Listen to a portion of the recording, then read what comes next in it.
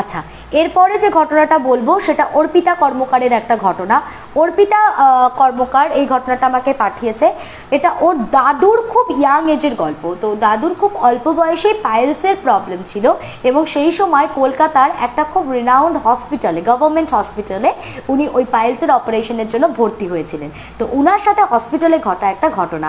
আমি জানি যে হসপিটালের ঘটনা তোমরা শুনতে সবাই ভীষণ পছন্দ করো, তো চলো হসপিটালের ঘটনাটা তোমাদের সাথে শেয়ার করে ফেলি।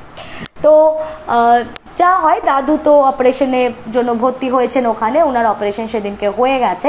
সেদিনকে ওনার শরীরে আর একেবারেই জোর নেই, উনি ভীষণ টায়ার্ড ফিল করছেন। আর হসপিটালে আগেকার দিনে মানে অত আয়া টায়ারও ব্যাপার ট্যাপার ছিল না, আর বাড়ি থেকে লোকজন তো অ্যালাউ করতোই না ভিজিটিং আওয়ার্স ছাড়া, মানে অনেক রেস্ট্রিকশনস ছিল। তো যার জন্য দাদু একাই ছিলেন, দাদুর সাথে কিন্তু কেউ ছিল না। এবার বেশ তখন মাঝরাত হবে, মানে এটা অ্যাজাম্পশন যে দাদু বলছে যে 3টে সাড়ে 3টে হতে পারে টাইমটা।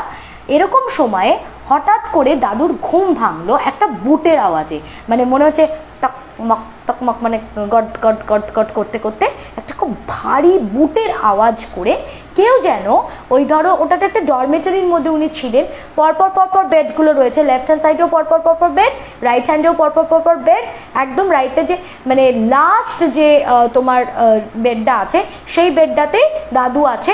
উনার পাশেই হচ্ছে একটা বিরাট বড় জানলা, আর জানলাটার বাইরেই হচ্ছে একটা বড় গাছ দেখা যাচ্ছে।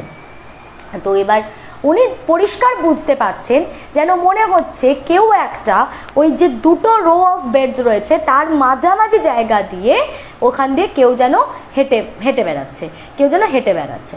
তো কন্টিনিউ একটা খুব ভারী বুটের আওয়াজ এবং টক টক টক টক টক টক বেশ জোরে জোরে জোরে জোরে আওয়াজ হচ্ছে। দাদু না ভীষণ অস্বস্তি হচ্ছে, নড়তে চড়তেও পারছে না, অপারেশন হয়েছে তো মানে ফিক্স হয়ে রয়েছে, আর খালি মাথাটাকে এদিক ওদিক করছে, অস্বস্তি হচ্ছে। হঠাৎ দাদু দেখছে দাদুর ঠিক সামনে পায়ের কাছে একজন টুপি পরা সাহেব দাঁড়িয়ে রয়েছে, একদম টুপি পরা সুটেড বুটেড একজন সাহেব, উনি দেখেই বোঝা যাচ্ছে কোনো ইংরেজ সাহেব, উনি দাঁড়িয়ে রয়েছে। এবার দাদুকে একটা হাতে উনার লাঠি আছে, একদম সেই সাবেকি সাহেবের যে আদলটা আমরা পাই, লম্বা হ্যাট পরা, ওরকম হ্যাট পরা একজন সাহেব দাদুর ঠিক পায়ের কাছে।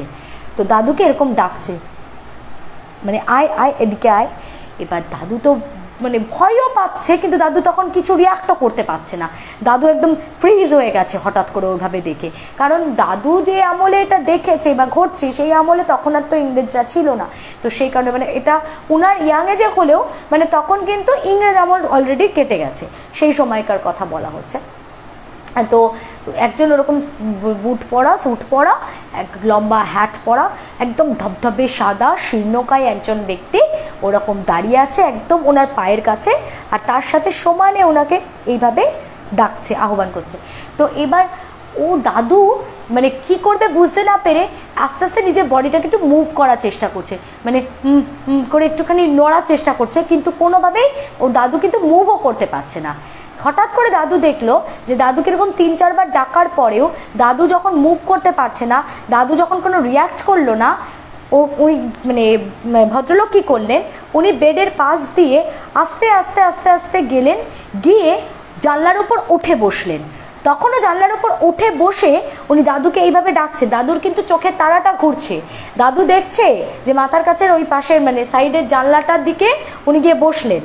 দিয়ে তারপরে উনি খানিকক্ষণ বসলেন, বসে সমানে ওনাকে ডাকলেন, উনি যখন কোনো রেসপন্স করলেন না, কি করলেন, পুরো পাটাকে উল্টে দিয়ে ভল্ট খেয়ে পড়লেন, মানে তার মানে উনি নিচে গিয়ে পড়লেন, এবং পাটা দিয়ে যেই উল্টো করে ভল্টটা খেলেন সঙ্গে সঙ্গে দাদু এদিকে চিৎকার করে উঠেছে, আর নিচের একটা ধপ করে জোরে একটা আওয়াজ হলো। মানে কোনো একটা জিনিস যদি নিচে গিয়ে জোরে সজোরে পড়ে তাহলে যেরকম আওয়াজ হবে ওরকম একটা বিকট জোরে ধপ করে গিয়ে নিচে পড়লো, ওটা আওয়াজ হলো, আর তার সাথে দাদু চিৎকার করে উঠেছে।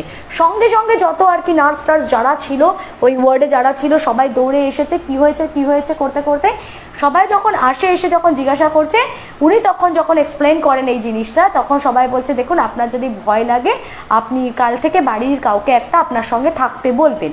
তো দাদু বলছে সে নাই আমি থাকতে বলবো, কিন্তু এখানে বিষয়টা কি, ম্যাটারটা কি হলো আমি তো বুঝতে পারলাম না। তখন বলছে যে এই যে বেডটা, এই বেডটাতে বেশ কিছু বছর আগে, মানে এই যে হসপিটালটার কথা আমি বলছি এটা গভর্নমেন্ট হসপিটাল এবং এটা কিন্তু স্বাধীনতার আগে হসপিটাল, তো তার আগে থেকেই এই হসপিটালটা কলকাতা শহরে এক্সিস্ট করে। তো বলছে সেই সময় অনেক সাহেবদেরও তো চিকিৎসা চলতো, এবং একজন সাহেব এখানে ভর্তি ছিলেন যার ক্যান্সার হয়েছিল গলাতে। সে এত অসহ্য যন্ত্রণা হচ্ছিল, তার এত অসম্ভব বেদনাদায়ক ছিল, সে ওটাকে সহ্য করতে পারেনি। সে সঙ্গে মানে ওটাকে একদমই টলারেট করতে না পেরে এই যে জানলাটা দেখছেন, এই জানলা থেকে ঝাঁপ দিয়ে সুইসাইড করে নিয়েছিলেন।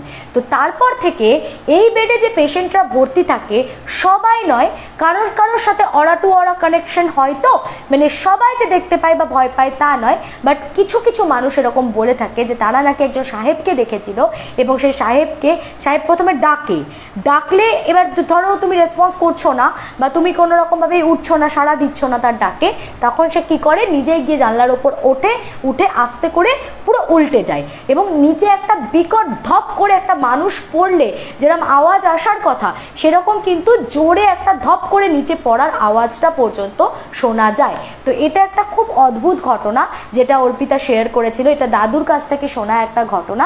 তারপরের দিন থেকে তো দাদু বেজায় ভয় পেয়েছিল, এবং বাড়ির কাউকে একটা সঙ্গে থাকতে বলা হয়েছিল, সেই থাকতো, এবং অ্যাজ আর্লি অ্যাজ পসিবল দাদু বলছে আমার অপারেশন যখন সাকসেসফুল হয়ে গেছে, বাবা আমাকে এবার যেতে দাও, মানে আমাকে এবারে তোমরা মানে ডিসচার্জ করে দাও, আমি আর এখানে থাকবো না, অন্তত বেডটা শিফট করিয়ে দাও। তো বেড আর ওরা শিফট করায়নি, তারপরে 2টো রাত্রে কেউ দাদুর সাথে একটা ছিল, আর তারপরে ওনাকে ডিসচার্জ করার সাথে সাথে মানে উনি ওখান থেকে বেরিয়ে আসতে পারলে বাঁচেন।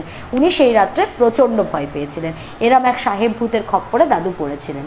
ওকে, সো আমার দারুণ লেগেছে স্টোরিটা, কারণ আমি একটু এই ধরনের গল্প শুনতে ভালোবাসি। সো হোপফুলি তোমাদেরও ভালো লাগলো, তোমরাও এনজয় করলে।